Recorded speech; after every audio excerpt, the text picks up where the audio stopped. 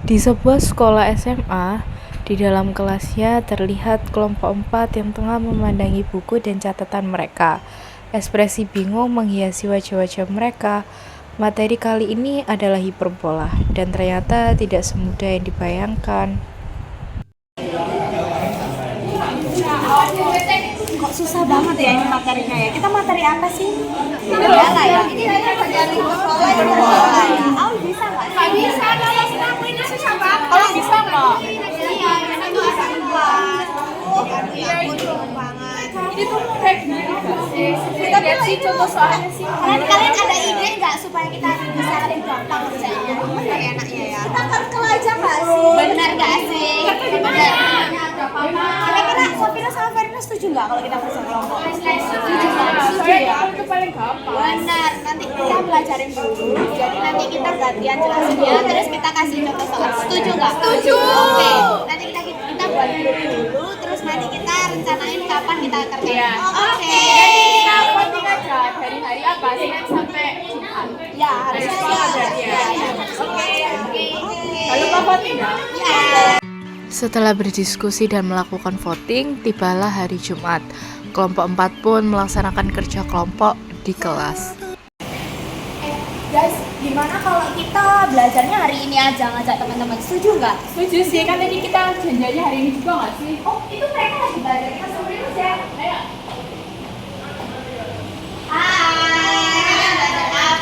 Gimana kalau kita belajar kelompoknya sekarang aja? Mumpung kelasnya sepi, ada lawan tulis juga. Gimana? Boleh sih.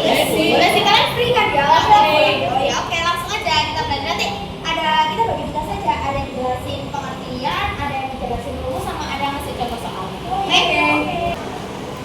Guys, kalian tahu nggak pengertian dari hiperbola? Aku kurang tahu sih pengertian hiperbola. Coba dong jelasin di papan.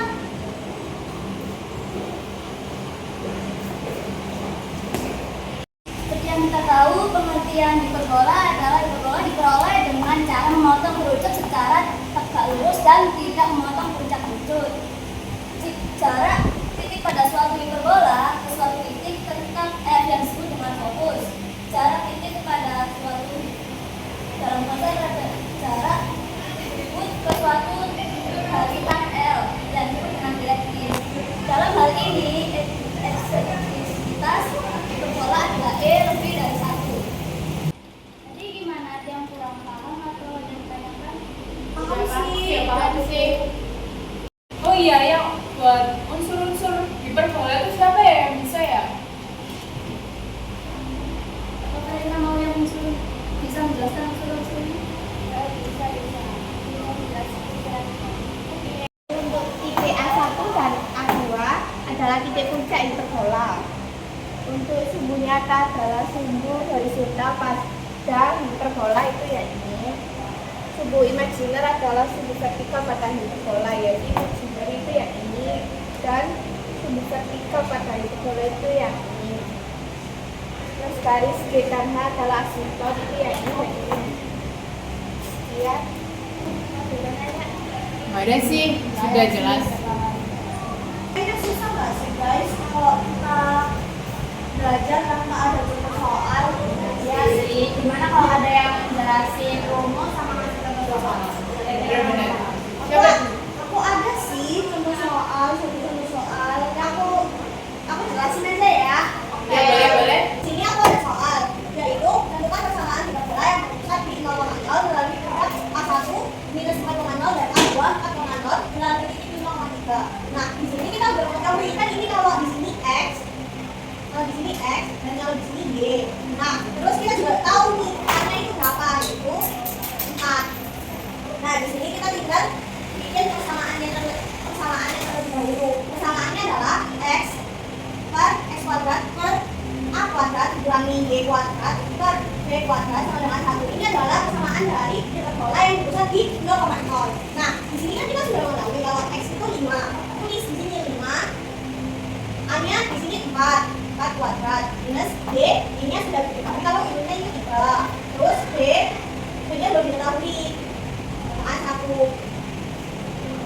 Nah, di sini kita hitung saat 1 kuadrat berapa guys? 5.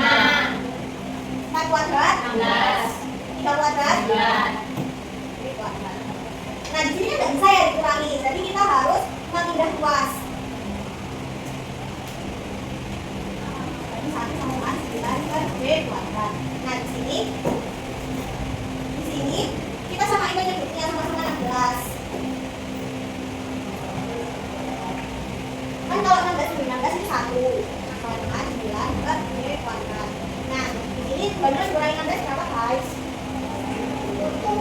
9 dapat 16 sama dengan 9 per B kuadrat. Kan 9 sudah sama. Tinggal cari yang B. B kuadrat sama dengan 16. B sama dengan apa? 16. B sama dengan 4. Nah, di sini kita ketahui kalau B-nya adalah 4. Jadi persamaan hiperbolanya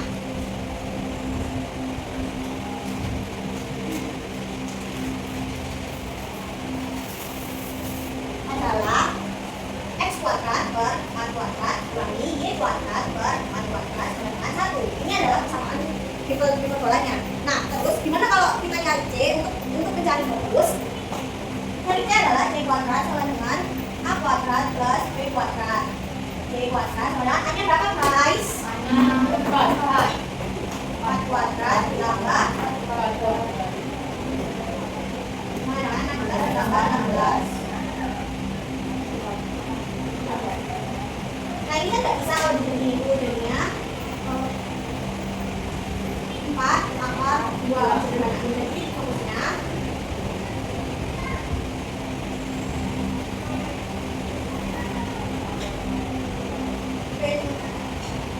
F1 nya di N4 akar 2,0 sama F2 nya ada di 4 akar 2,0. Masya boleh nggak di sini tulisannya fokus?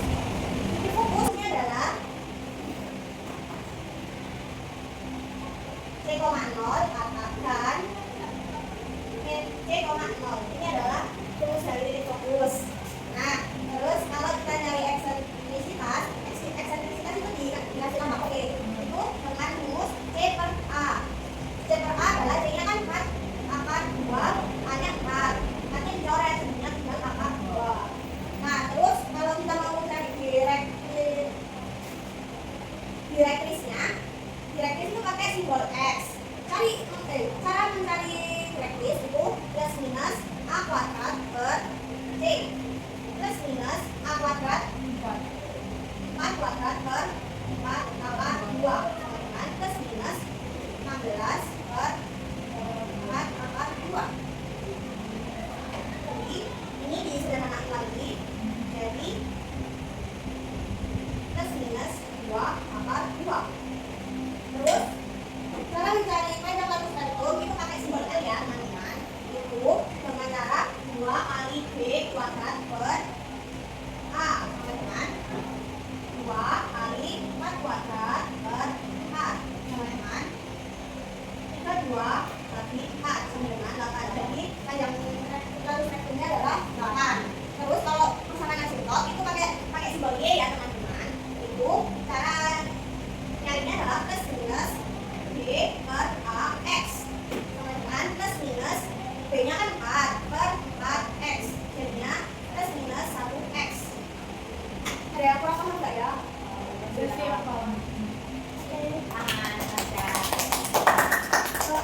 Ada yang bisa yang buat sumbu tangannya dia nggak ya? Oh ya bisa nggak?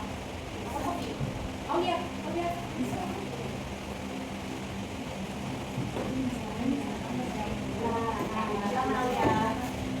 Itu jawab dulu nggak sih? Ada di foto ya? Ada yang foto dulu ya. Foto dulu nih, buat belajar nih. Iya ini bentar ya. Ini jelas banget nih 100%. Tuh, udah. Nah, jadi di sini aku akan jelasin nomor 2, yang rumus kedua ya. Oke. Oke.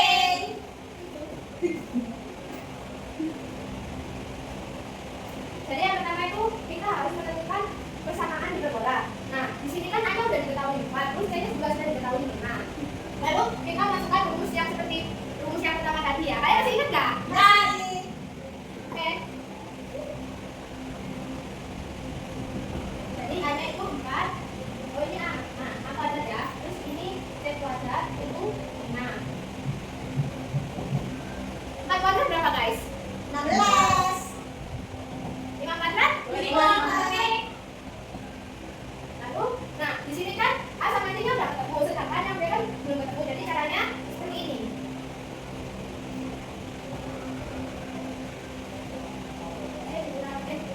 2 dikurangi A pangkat 2.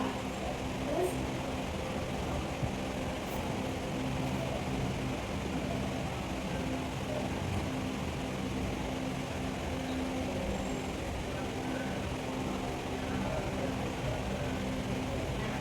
ini persamaan dari hiperbola. Terus kita ke persamaan asinkron. Persamaan asinkron. Belum guys, maaf salah. Ini masih persamaan. Masih persamaan hiperbola. Jadi persamaan hiperbolanya itu digaris ya guys.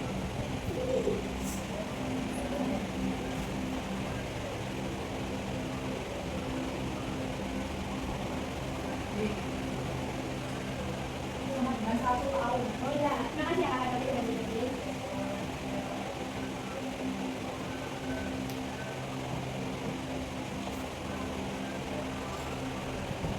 Nah, jadi ini yang akan tidak ketemu persamaan hiperbolanya. Di situ kita cari yang dari persamaan asinkron. Terus dari persamaan asinkronnya tuh plus minus B per A. Nah, di sini kan B-nya ketemunya nih. B-nya kan ketemunya 3. Di sini kan B-nya ketemunya 3. A-nya ketemunya A-nya ini 4 ya guys ya. Terus ini 3 per 4x. Ini persamaan dari asinkronnya. Terus ini yang C. Yang C kita disuruh nyari eksentrisitas hiperbola. Terus dari eksentrisitas hiperbola sendiri itu D per A. Jadi C-nya itu ketemunya dari berapa guys? C-nya tadi ketemunya kan 5. Terus A-nya tadi ketemunya 4 kan? Nah, ini jadi eksentrisitas hiperbolanya. Sampai sini jadi eksentrisitas. Oh iya, terus yang rumus selanjutnya ini ada yang bisa menjelasin nggak ya? Aku boleh deh. Oke. Tangan kamu. Tadi Mbak Revi tampil. Oke, sekarang aku akan menjelaskan tentang persamaan hiperbola jika titik pusatnya P, I. Tadi kan maksudnya sama aku sudah jelasin kalau titik pusatnya itu 0 sama 0. Sekarang titik pusatnya P, I yang sumbu utamanya sejajar dengan sumbu X. Di sini diketahui ada suatu persamaan hiperbola yaitu X min 2 kuadrat per 16 dikurangi Y plus 1 kuadrat per 9 sama dengan 1. Dan yang ditanya adalah titik puncak, lalu titik fokus, persamaan direktris, persamaan eksentrisitas, dan juga nilai A dan B. Sekarang kita jawab dari, ini kita tulis dulu persamaan dari hiperbola yang sumbu utamanya sejajar dengan sumbu X. Persamaan hiperbolanya adalah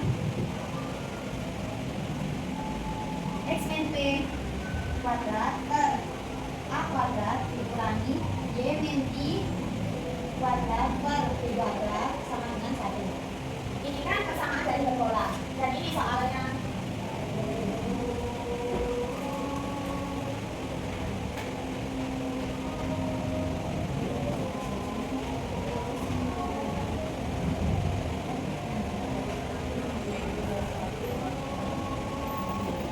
nah, dari sini kita kan sudah mengetahui nilai A kuadrat dan B kuadrat nilainya sama.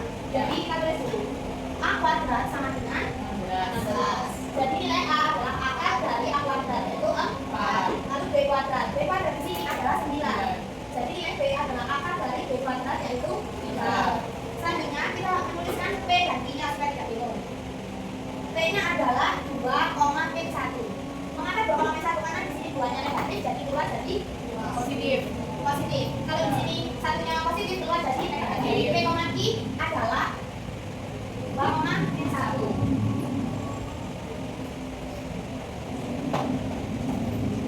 Selanjutnya kita akan mencari titik C, yaitu dengan cara C kuadrat sama dengan A kuadrat ditambah dengan B kuadrat. A kuadrat 16, B kuadrat 9, jadi 25. Untuk mencari C adalah akar dari C kuadrat 5.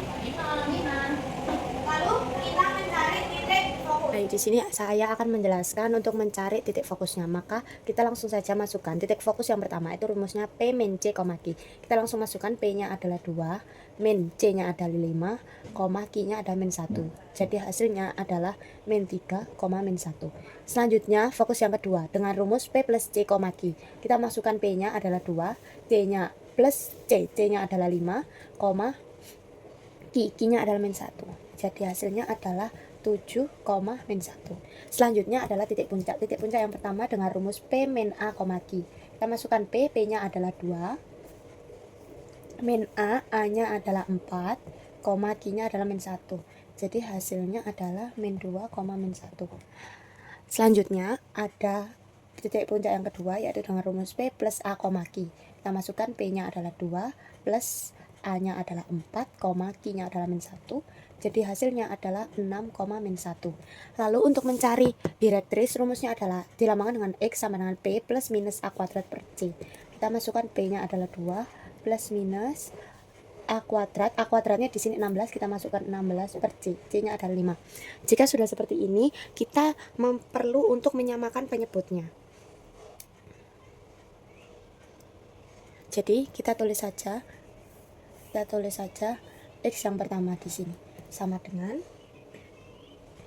kita gunakan yang plus 2 plus 16 per 5 sama dengan, kita samakan penyebutnya jadi 5 semua ya, 5 plus 5 ini anggap saja 2 di sini kita anggap saja sebagai 2 per 1. Langsung saja kita hitung 5 dibagi 1 adalah 5, dikali 2 adalah 10, 5 bagi 5 1 dikali 16 adalah 16. Jadi hasilnya 26 per 5.